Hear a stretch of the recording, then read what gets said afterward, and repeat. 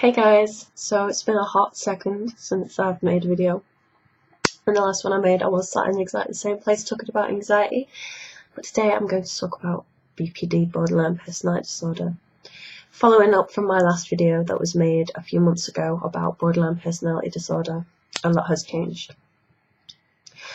In that video I'm very defensive about myself, and it wasn't really, looking back on it, subconsciously it wasn't really a video made for people with BPD, it was more so made for myself, to defend myself and defend my actions. I received a lot of mean comments, calling me emotionally abusive, calling me a mean person, and just calling everyone with BPD those things. Now if you want to call me those things, that's fine, but please don't call everyone with BPD those things, because you don't know them and you don't know what they're like. As a side note, I've never been abusive towards anyone, and I've never abused anyone. I have a clean criminal record, and I'm friends with all of my ex-partners. Not that I have many, which is also destroying a belief about people with BPD. And I have lots of friends, and I have a supportive family, and I have a good relationship. So why am I making this video? Because I know what it's like to have this disorder, because I have it. And I want people to know that they're not crazy. I want them to know that they're not alone. I have tattooed down the back of my neck in Arabic, I am crazy but I am free. Some people may think you're crazy, you're not.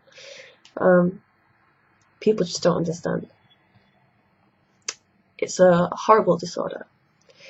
I've had an eating disorder, anxiety disorder, depression, all of them of the extreme kind, and none of them compare to the way that I suffer with borderline personality disorder.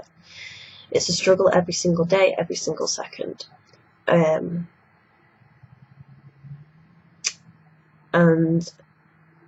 for that reason, I want to try and help people.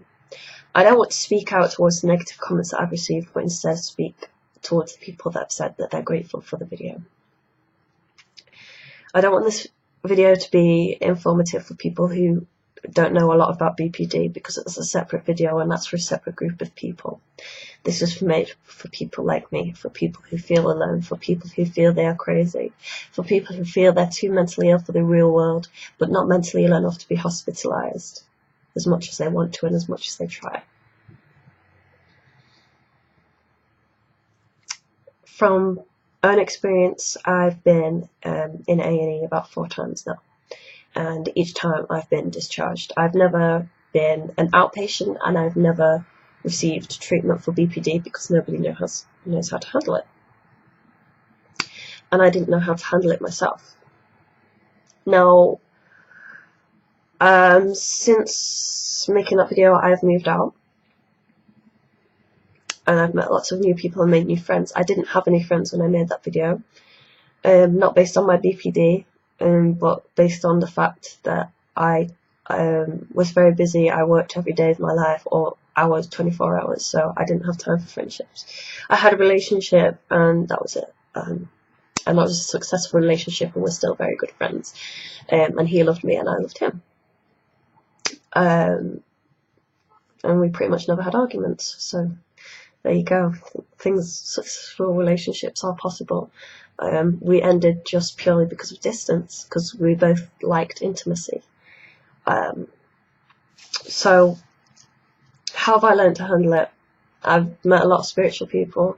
Spirituality hasn't saved me, hasn't taught me everything, but it's taught me a few things. It's taught me to be conscious and aware and mindful. I want people who have BPD, instead of when their emotions are overwhelming, to recognise them. Because it's ever so easy to run away with them. If you feel sad, you think your life is a mess, you think you're a depressed wreck. So you listen to sad music and you dig yourself into a worse hole. You self-harm, you hate yourself, you think you don't deserve to eat, and things spiral out of control when it could have been as simple as you got a bad grade on a test. You need to recognise that right now you're experiencing sadness. That right now you need to put things into perspective. Try writing it down. Try writing down the problem. See how little and insignificant it is. to the way that your BPD wants you to make it seem. And then try and react accordingly. When I was first trying to manage my moods and my mood swings, I didn't have the time, the patience, or the emotional capability to write down my problems and to assess them. Instead, I shut myself out. I currently live with my boyfriend, who I'm with now. So I would leave the room, go for a run, which he suggested, go skateboarding, create some art, even if I didn't want to, even if every bone in my body was telling me to shout and to make a scene. I did something. I didn't run away from the feeling. I distracted myself until, that manic moment passed and I could assess the situation appropriately. Something that I still struggle with are the chronic feelings of emptiness. The chronic feelings of emptiness, which everybody with BPD is probably very familiar with, are controllable. But I'm aware that they're very easy to get out of control. So when you have chronic feelings of emptiness, you feel like no one loves you. You want to be held so badly. You want to be loved and kissed, but at the same time not. And you just feel so unbelievably low. And to that I say to get out of the house. Just get out of the house and go and talk to somebody, anybody. Pick up the phone. Or make it better. I know it's the hardest thing, but that's what you want.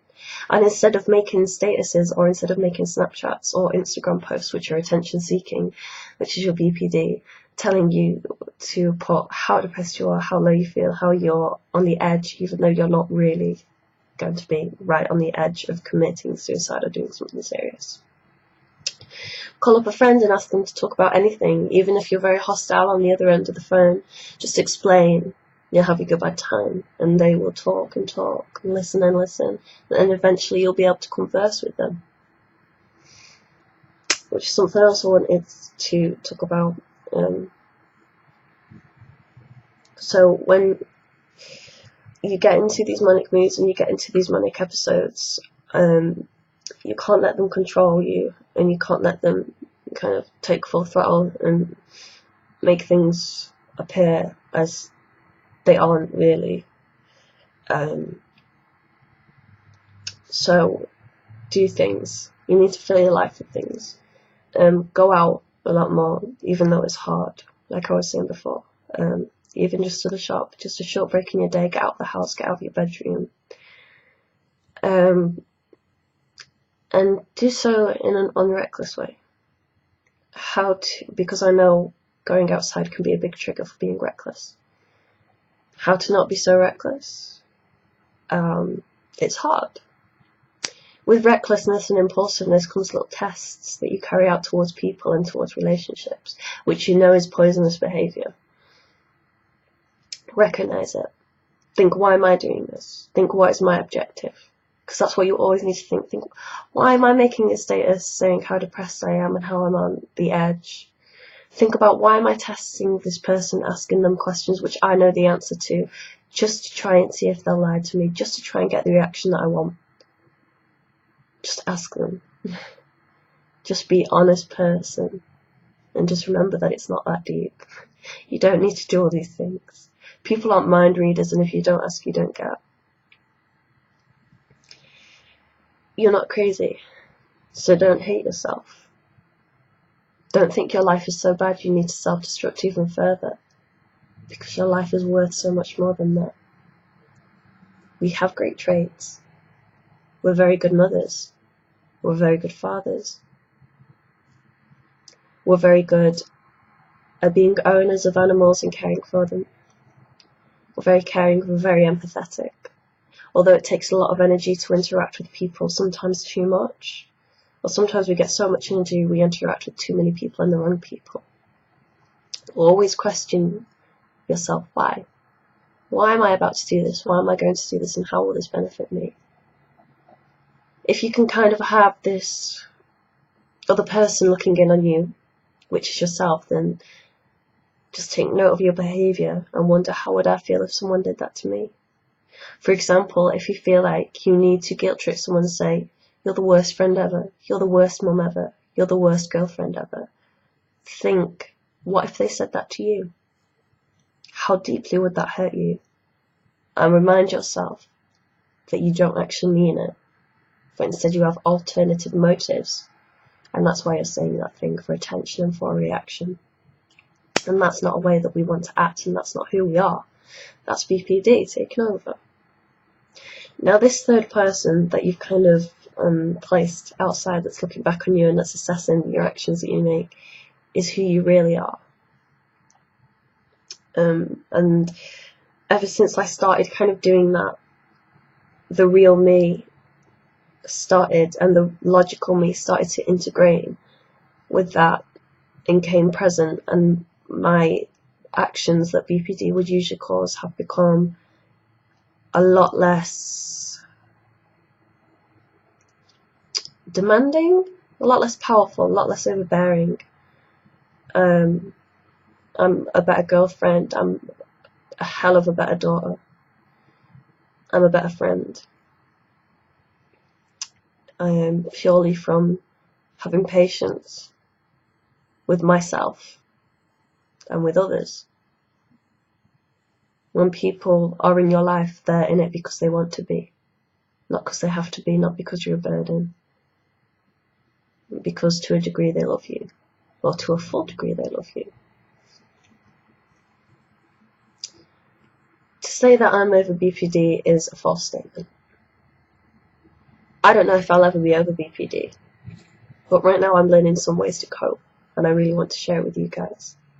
Even more so, I just want to say, even when you're surrounding yourself with friends or boyfriends or girlfriends or family, and you still feel alone, you feel like a crazy person falsely interacting with other people because you're trying to assess BPD and what's the right way and what's the wrong way to act, you're still not crazy. I'm here and I think like you too. And it's okay. It's not our fault. A lot of times it happens from trauma. And so we get confused with how to act because people taught us the wrong way, or people hurt us so badly. We have this wall up and we don't want to be hurt, so we hurt other people to push them away even further. Now that's acting similar to our abuser. And why should we stoop that low? When you have the power to become a better person. So that's all really I have to say on it right now. Anyone with BPD, comment, talk to me, rant to me, and I'll be here. I'm not perfect yet, I'm not recovered yet, but I just want people to feel less alone, and I hope this helps. Thank you.